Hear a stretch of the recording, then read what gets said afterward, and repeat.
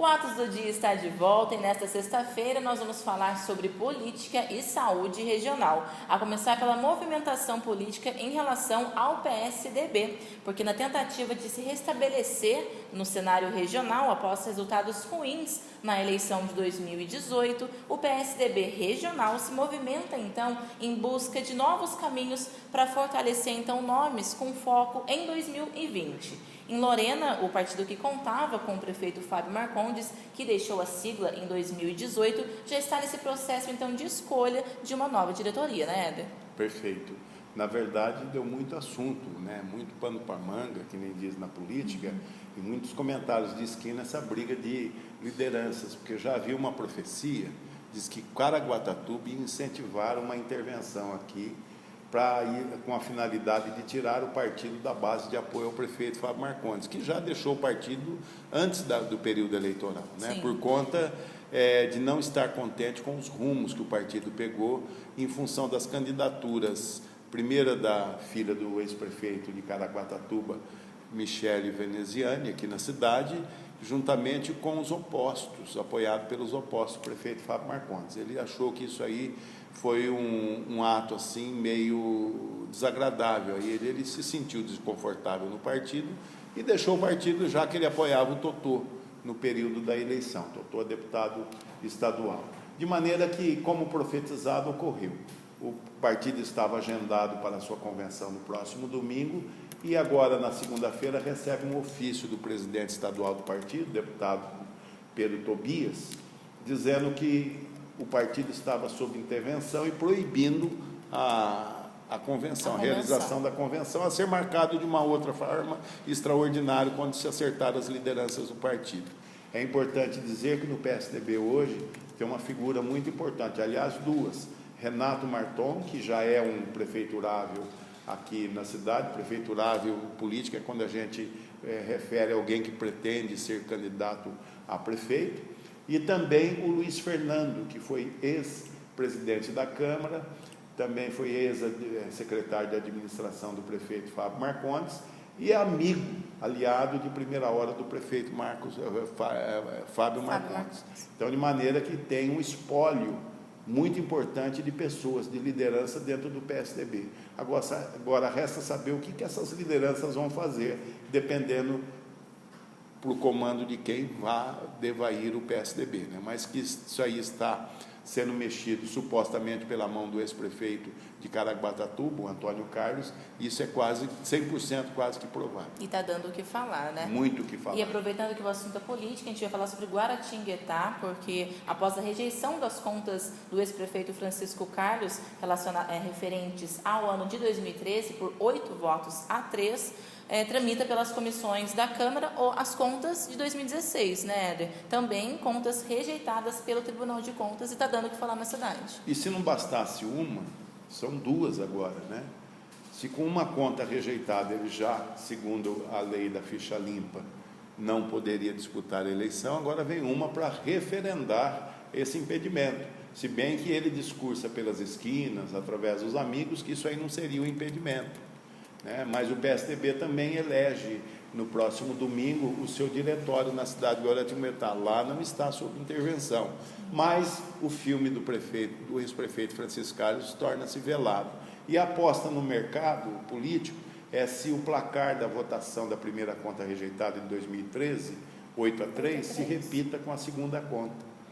É muitas contas rejeitadas e um assunto contínuo, e o nome do ex-prefeito sendo massificado como contas rejeitadas. Então, o mercado político nem absorveu a primeira rejeição, já vem a segunda. Mas pode ter uma alteração, então, essas contas já estão na tramitação na comissão da Câmara e devem entrar em votação em março.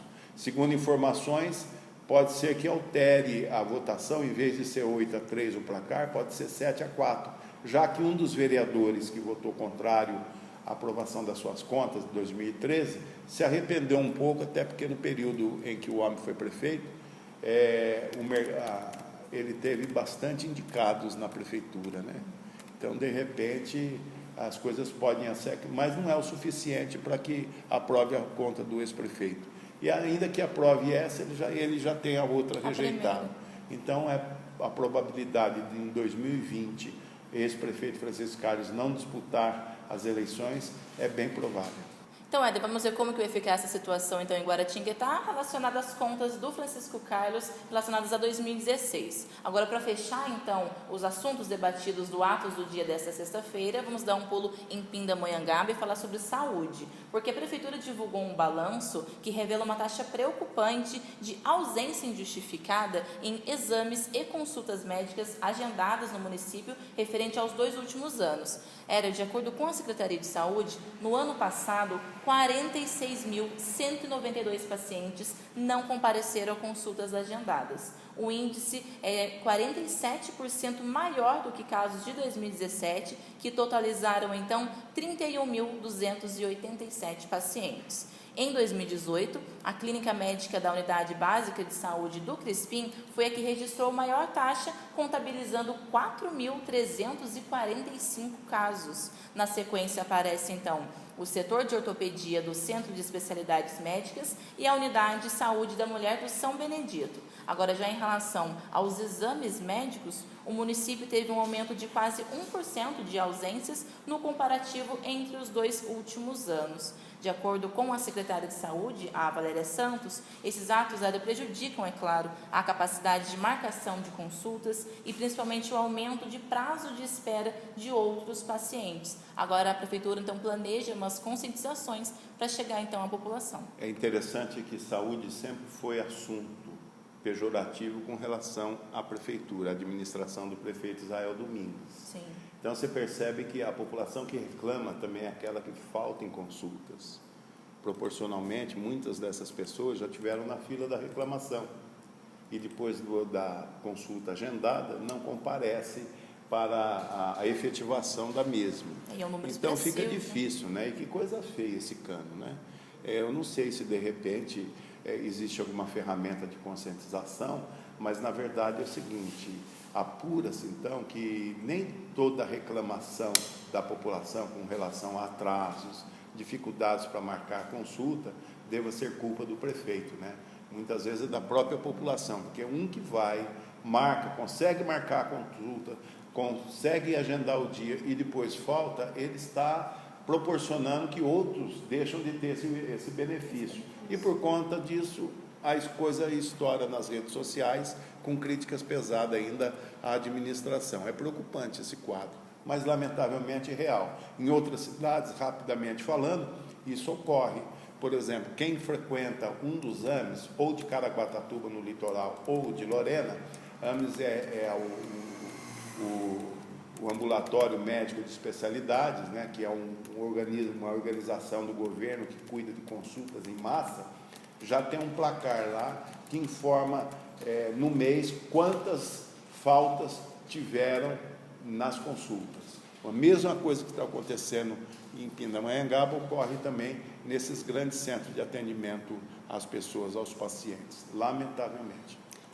Tem os dois lados sempre, né? É muito fácil falar dos direitos, mas também temos os nossos deveres. Se for agendado, então, compareçam, é claro, aos exames e às consultas. Para não tirar o lugar de outro também, não dá, por exemplo, margens, né?